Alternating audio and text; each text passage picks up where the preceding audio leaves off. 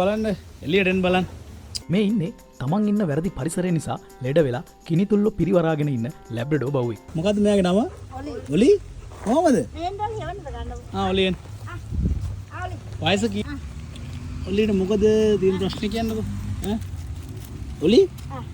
අපි යන්න එහෙනම්. කොලේ කොලයක් දෙනවනේ. කොලයක් දෙනවනේ. කොලේ දෙන්නවට. මෙයාගේ ගෙදරයි කලින් හිටපු ගෙදරදී මෙයාට මෙහෙම ලෙඩක් තිබිලා නෑලු. ඉතින් ගෙවල් මාරු කරලා මෙහෙට ආවට පස්සේ තමා මෙයාට මේ ලෙඩේ හැදිලා තියෙන්නේ.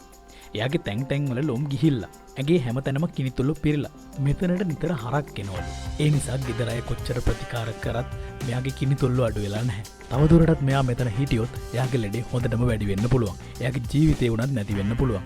ඉතින් විශ්‍රාමික ගුරුතුමියක් තමයි මේ දේ දැකලා අපිට මෙයාව බාර දුන්නේ. ගෙදර අයත් ගොඩක් දුකෙන් තමයි අපිට මෙයාව බාර දුන්නේ.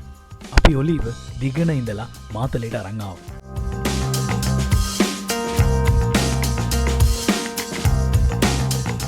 එයාගේ කිනිතුල්ලෝ ඇඟ හැමතැනම ඔයාලගේ ගෙදර ඉන්න බව්වගෙත් කිනිතුල්ලෝ හොඳ කරගන්න බැරි නම් මේ වීඩියෝ එක හොඳට බලන්න.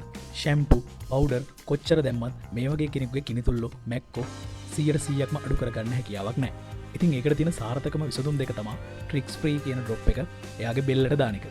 එහෙම නැත්නම් මෙන්න මේ නෙක්ස් ගාඩ් කියන එක එයාට කැමරට දෙන එක.